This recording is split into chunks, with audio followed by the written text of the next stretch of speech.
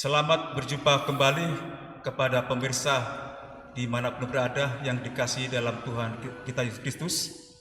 Episode kita pada saat ini adalah berjudul Kasih adalah kegenapan hukum Taurat.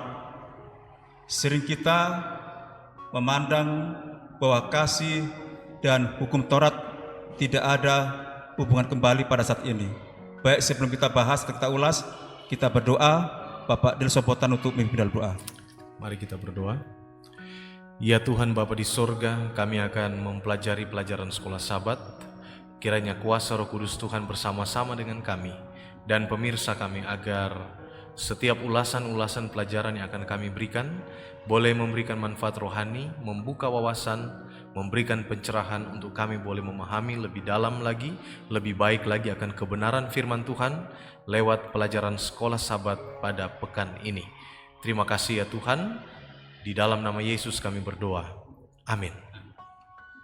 Sebagaimana firman Tuhan, bila mana kamu mengasihi aku, turutilah segala hukumku. Di sini ada hukum kasih dan juga hukum Taurat. Tentunya walaupun Yesus sudah bangkit ke surga, hukum Taurat apakah masih kita pakai?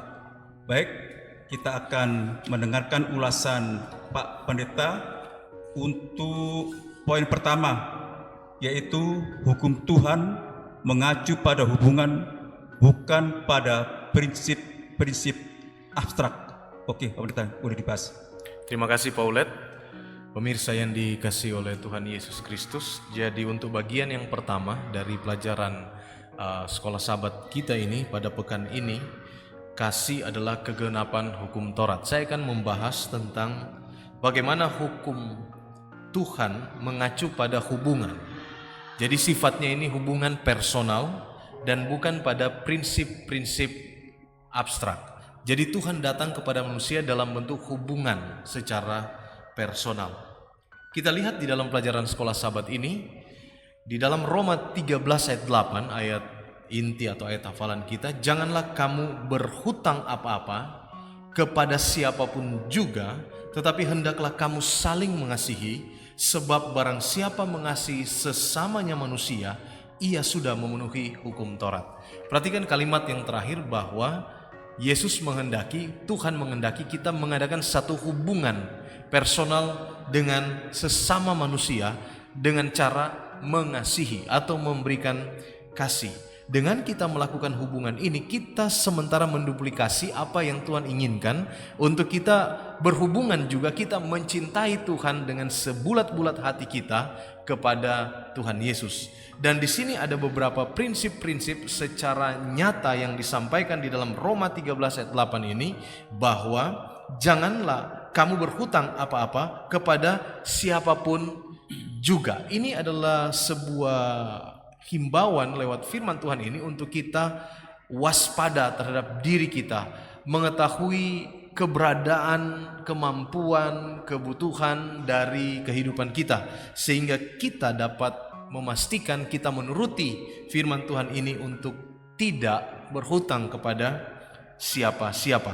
Di dalam pelajaran sekolah Sabat ini ada satu cerita yang disampaikan untuk menolong kita memahami pelajaran tentang kasih adalah kegenapan hukum Taurat ini, di mana diceritakan bahwa ada seseorang yang sementara bermasalah, dan seseorang di majelis itu kemudian berkata kepada pendeta, kita tidak bisa mengambil keputusan berdasarkan belas kasihan.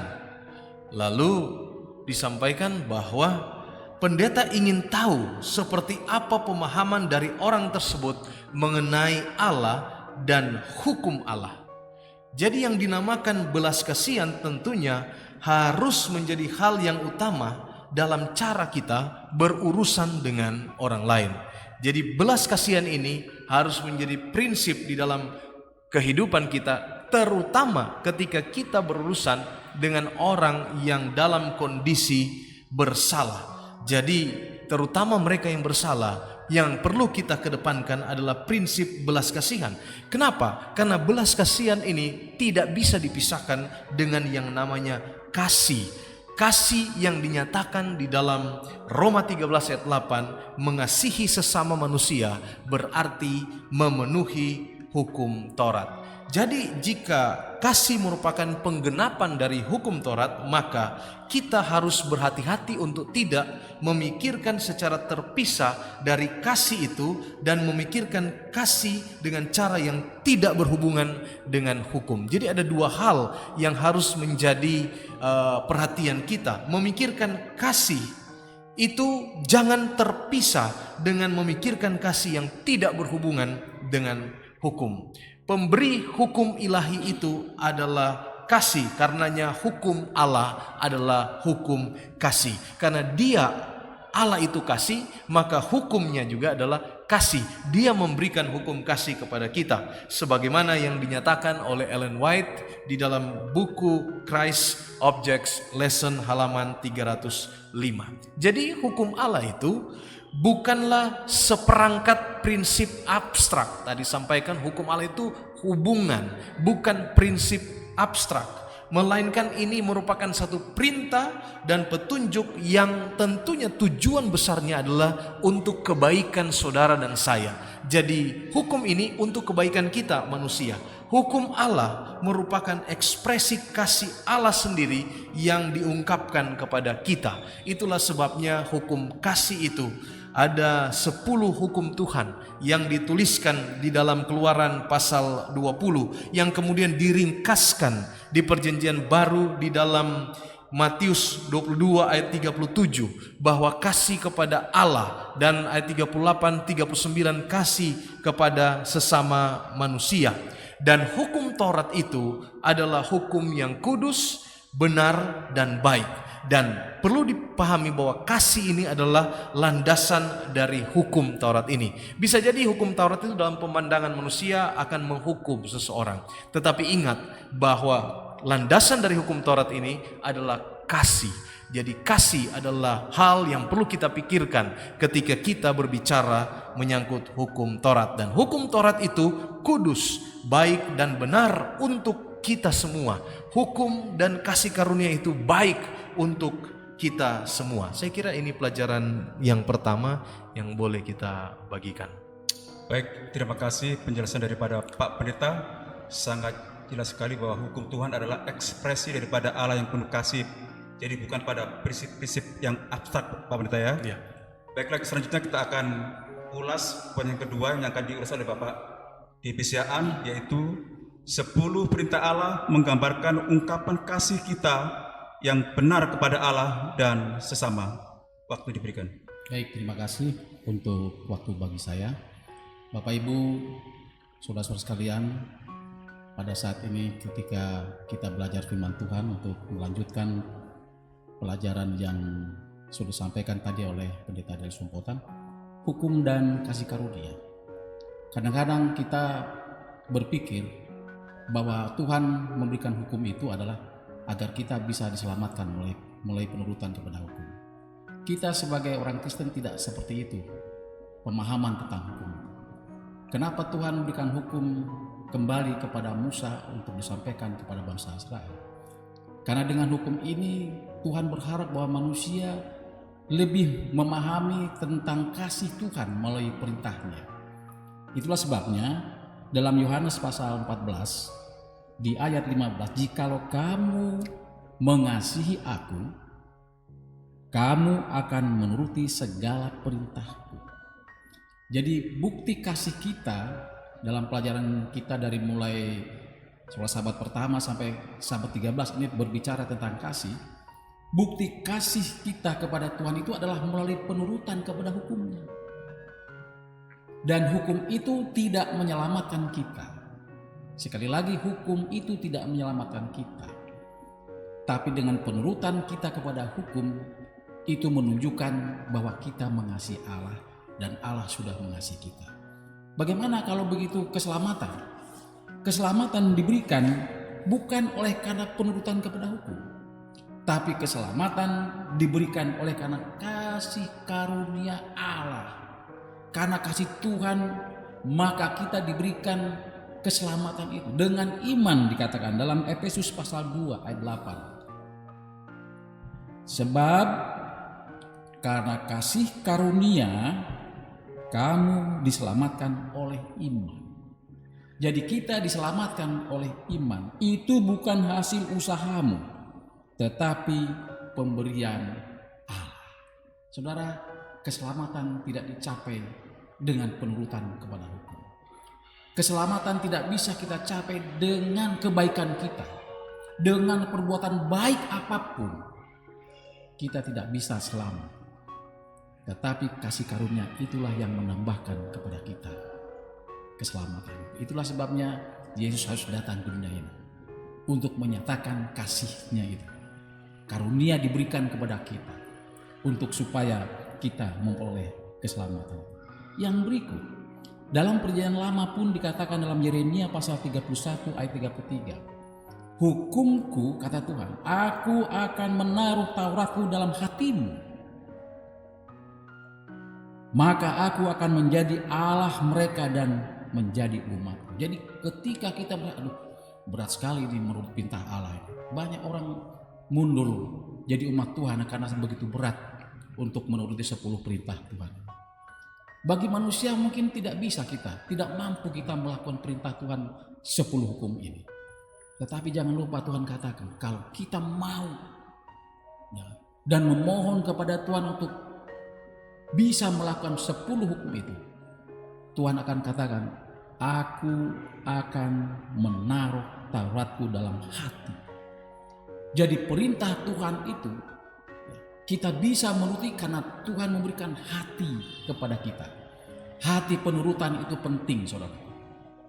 Hati penurutan itu penting dan Tuhan akan menambahkan kepada kita akal budi.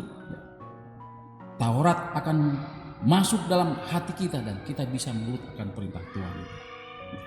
Itulah sebabnya dalam pelajaran ini diceritakan tentang seorang tokoh pemerintah namanya Nikodemus. Dia katakan, bagaimana engkau sebagai guru, bagaimana supaya bisa memperoleh kehidupan yang kekal itu? Yesus katakan, engkau harus lahir kembali. Bagaimana mungkin seorang yang sudah lahir dilahirkan kembali? Kata arti dilahirkan kembali adalah kelahiran baru, kehidupan baru, saudara. Orang-orang yang diberikan hukum itu agar supaya kita memperoleh kehidupan yang baru. Kita memahami bahwa dengan penurutan kepada perintah Allah itu menunjukkan bahwa kita sedang mengalami proses dalam kehidupan baru. Kehidupan baru, kerohanian baru. Kepada siapa? Kepada orang yang percaya kepada Yesus. Orang-orang yang percaya kepada Yesus, yang mau menuruti perintahnya, yaitu 10 hukum, maka kita akan memperoleh kelahiran baru, kehidupan baru. Yang lama akan kita tinggalkan. Saya punya pengalaman, saudaraku, bukan dari gereja yang sekarang ini, tapi begitu saya masuk dalam gereja ini, lalu saya melihat ada 10 perintah Tuhan, maka kehidupan yang lama saya bisa tinggalkan. Tadinya yang saya bisa makan bebas, minum apa saja boleh, semua apa masuk, yang penting tidak muntah. Tapi begitu mengenal perintah Tuhan ini, saya diberikan hati yang baru. Ini yang membuat kita seperti Nikodemus. Kita akan mendapatkan kehidupan baru. Lalu yang berikut, kasih adalah kegenapan hukum Taurat. Dari hukum Taurat itu bukan semata-mata hilang oleh karena Yesus sudah menggenapi di kayu salib. Tidak, saudara. Justru kasih itu melengkapi kegenapan hukum Taurat. Hukum Taurat itu menyatakan kasih kita kepada Allah dan juga kasih kita kepada sesama kita manusia. Roma 13 mengatakan, barang siapa mengasihi sesama manusia, ia sudah memenuhi hukum Taurat. Bagaimana kita mau mengasihi manusia sementara kita juga tidak memahami tentang perintah hukum Taurat? Jadi hukum Taurat itu menyatakan tentang kasih, dan kasih adalah kegenapan hukum Taurat. Sekali lagi Efesus pasal 2 ayat 8, sebab karena kasih karunia kamu diselamatkan oleh iman, itu bukan usahamu tetapi pemberian Allah. Kita berterima kasih kepada Tuhan karena pemberian Allah adalah kasih karunia, keselamatan diberikan kepada kita. Demikian secara singkat pelajaran kita dan yang saya sampaikan. Terima kasih. Baik, terima kasih Bapak Debi Sihaan sudah mengulas mengenai 10 perintah Allah. Jadi perintah Allah itu ditekankan pada waktu zaman Musa ya, Nabi Musa. Di sana ada dibagi 2 bagian. 4 perintah adalah kasih kepada Tuhan dan 6 perintah adalah kasih kepada sesama. Itulah bukti kasih sayang Tuhan, agar setiap manusia mengasihi kepada Tuhan juga mengasihi kepada sesama.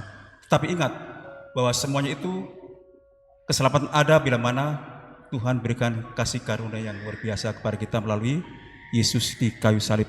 Baik, poin ketiga akan dibahas oleh Bapak Pendeta, yaitu tentang hukum Allah digenapi di dalam kasih. Boleh dijelaskan Bapak Pendeta? Baik, terima kasih. Poin yang ketiga, hukum Allah digenapi di dalam kasih. Sebagaimana yang sudah diulas oleh Bapak Dedi Sihaan tadi, bahwa kegenapan dari hukum Taurat itu ada di dalam kasih.